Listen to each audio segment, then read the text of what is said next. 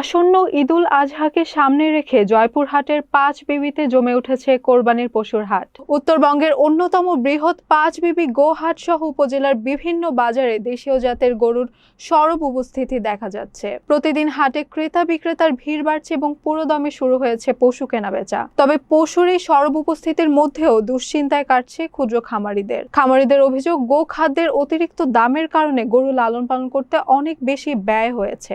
দীর্ঘ পরিশ্রমের পর বাজারে পশুর কাঙ্ক্ষিত দাম না পাওয়ায় তারা হতাশ। অনেক খামারি লাভের বদলে লোকসানের আশঙ্কা করছেন। অন্যদিকে হাটে ক্রেতাদের ভিড় থাকলেও তারা বাজেটের মধ্যে পশু কিনতে ব্যাপক দর কষাকষি করছেন। সব মিলে ঈদকে কেন্দ্র করে উৎসবের আমেজ থাকলেও লাভের হিসাব মেলাতে হিমশিম খাচ্ছেন পাঁচবিবির খামারিরা।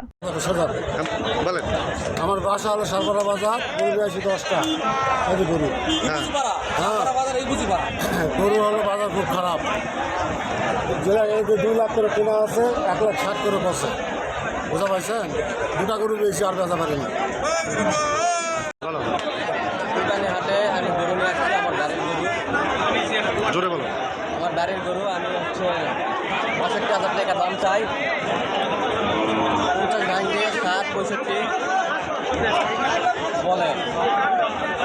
কোরবানির বাজার খুবই ঢিল।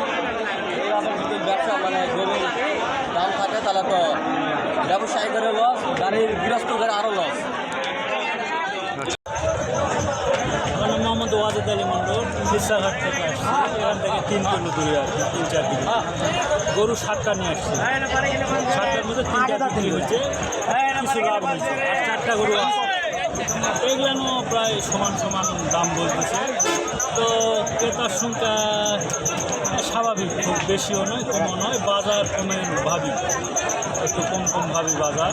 এখন বাজার বলা যাচ্ছে। আজকে গরুর হাট বিক্রি হচ্ছে। এখানে আইন শৃঙ্খলা ভালো আছে, আমরা সতর্ক আছি, কোনো সমস্যা নাই। হ্যাঁ, আমরা তৎপর আছি হাটের বিষয়ে। গরুর দাম 6.5 লাখ, দাম করতে 450, 470, 80 টাকায় হবে না। কুরবানির বাজার তো অনেক কম, ক্রেতা কম, এই জন্য গৃহস্থ ঘরে সমস্যা। খাওয়ানো দেখলে খাওয়াইছে আপনার টাকায় উঠতেছে না, ক্রেতাটা কম। এই জন্য আমাদের বাজার একটু কমই আছে, অনেক কম। লস প্রতি জোড়ায়।